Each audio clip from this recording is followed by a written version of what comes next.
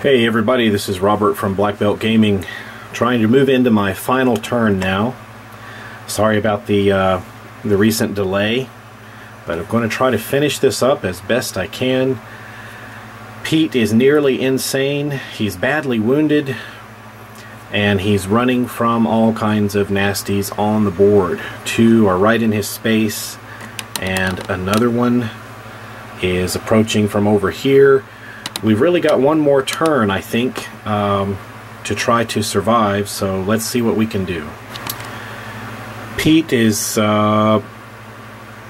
he's going to try to move out of there. And this may get us killed, but we've got to see if we can get down here. Maybe Pete's trying to make a run for, what is this, the barn? So, let's see if Pete can do it. I'd kind of like to see if he could come around here and maybe get in the barn and hide. So the first thing he's going to do is attempt to leave this space, and to do that he's got to evade these two creatures. So I think I'm going to be somewhat at a extra disadvantage here due to a trauma card I picked up, which has reduced my dexterity by 2. So I may be in big trouble here. Alright, let's try to get out of the way of this burning zombie. He is a little slow, so we get to add 1 to our dexterity. Dexterity is 7. Due to the hearing loss of reducing the dexterity down to 5, we get to add 1, 6. We're going to need a 6 or less. Alright, here we go. That looks like a 5. I think we successfully evaded the zombie. This other creature, however, may be a little tougher to get away from. We're going to get -3. So with the hearing loss, that's a total of -5 to our dexterity. With our dexterity of 7, that's going to be a 2 or less. I do have 1 of these tokens left. Why don't we spend that to add our luck to this roll? Our luck is 3. So basically 50-50 here, I think. We need a 5 or less. And we got a 2. So we have successfully evaded these guys. So now Pete can move. He's running away from these creatures, probably giggling hysterically as he's nearly insane. I think we can move a total of, I don't know, I guess I could, wonder if I could go diagonally there. I think that's okay. Is that a legal move? 1.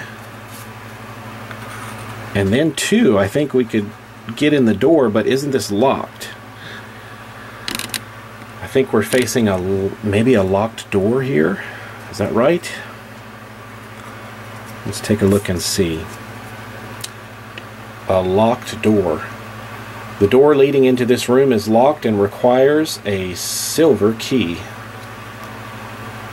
And I don't think we have that. We've got a sniper rifle, some gasoline, and a diary. So no getting in there at this point. We still have our actions available, or an action available. Could I use this? Gasoline. Discard this card to choose a room within 1 range. Place a fire token in the room. If the room already has a fire token, instead deal 5 damage to each figure in the room. Well, there's an interesting question. The door is locked, but could I set the barn on fire? I honestly don't know. Let's just say in his state of madness, with his pyromania going on, that he is going to set fire to the barn. Because there's still this thing here, this odd little thing here. You can't win the game unless at least one indoor room is on fire. So that's why I'm kind of spinning in action trying to do that. So I guess let's throw away the gasoline and light the barn on fire. Let me know, guys, if you think that's an illegal move. But I guess that's what I'll try to do. So even though the barn is locked and we can't get inside, we will just set it on fire. Because it did say a room within 1 range. I guess we're alright to do this. So discarding the gasoline, starting a fire in the barn. Well, assuming that was an okay action, our status update here is not looking very good. 5, 6, 7, 8 points of health damage. We can take a total of 11. But our sanity, we've already taken 8 horror. 1 more point will drive us insane, I believe. So let's move into the card and see what we have. I think this is the last one. Blind Panic. Horrible sounds echo in the darkness, feeding your imagination.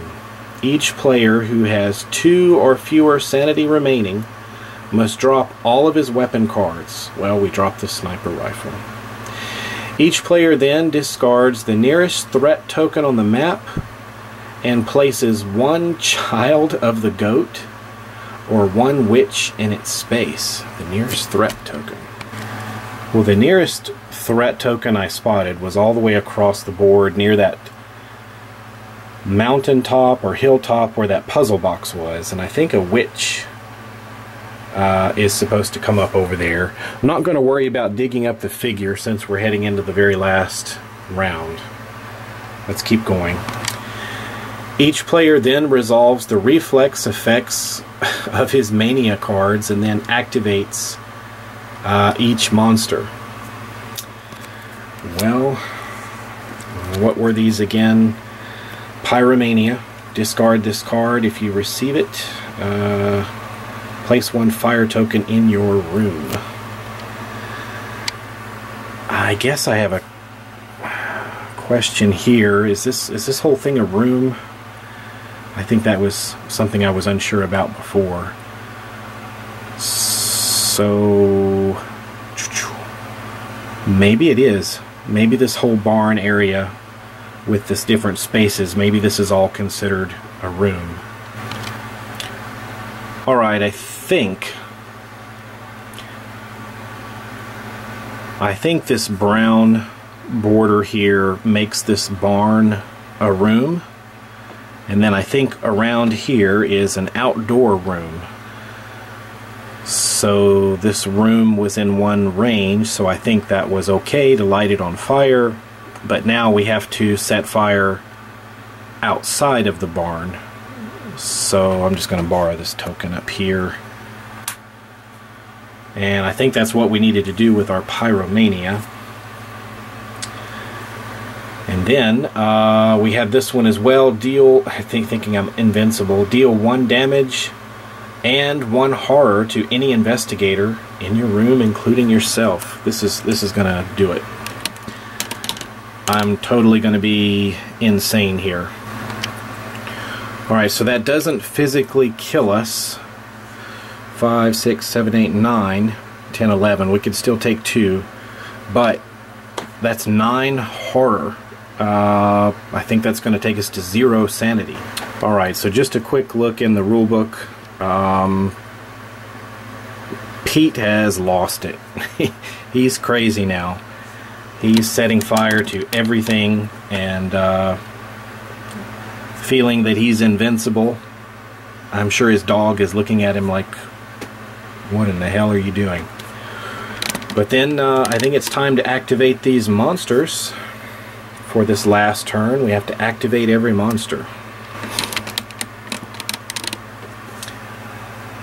Due to my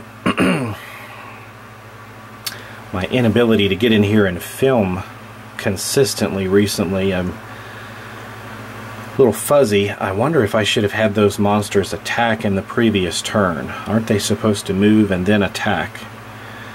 Well, we'll let them do that now. They're allowed 2 movement. I don't think I'm going to worry about the horror check. So I guess we'll go right into the zombie attack. So let's let the zombie try his final assault here. Monster attack. Your enemy moves with alarming speed, anticipating your every move. Test dexterity. This is not good. Our dexterity is so low now. It's only a 2. And that's an 8. So we're definitely damaged by the zombie attack. That's going to do us 2 more points of damage. Let's see. 5, 6, 7, 8, 9, 10, 11. That's going to kill us. So the zombie moves in and grabs Ashcan Pete around the neck, picks him up, and chokes the life out of him as the whole place goes up in flames. We didn't make it. Even with the rules mistakes that may have come out in Pete's favor every now and then, he still didn't make it. Well, I was kind of hoping that Pete, even though he might be insane, I was hoping he might be able to just survive the night and perhaps go into counseling somewhere and come out of this alive. But it wasn't meant to be. My first experience here of just trying to teach myself the rules along with your help, it was fun. I do apologize about delays. I had 2 big delays in filming this series. But it's a little too early for me to recommend this for solo play yet. I'm just kind of under the impression that this game, it probably shines when it's played as it was really designed to be played, which is with a keeper against the players and kind of enjoying the story. And then this method of playing solo, it does certainly give you a way to play it by yourself without having to play 2 different sides.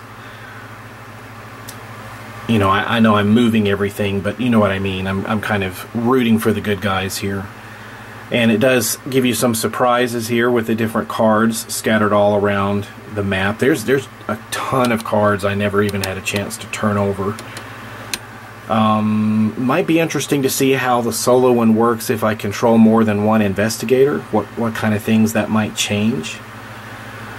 But still, it's a bit early for me to really give any strong recommendations for this yet. Just if you watch the series, please come to your own conclusions there.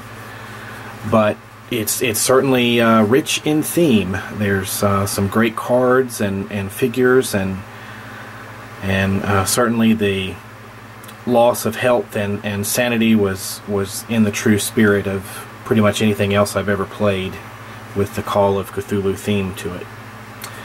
So thanks for watching, everybody. I will get back with you again soon. I am hoping to play some more Mansions of Madness and continue to learn the rules a little better. I think I missed several things here and there. But thanks again for all your help. For any of you that have watched the series, if you spotted any additional mistakes that I made, please let me know. That's a big help to me, and for any other people that might be viewing that have never played. Well, take care, and I'll catch you later. Bye-bye.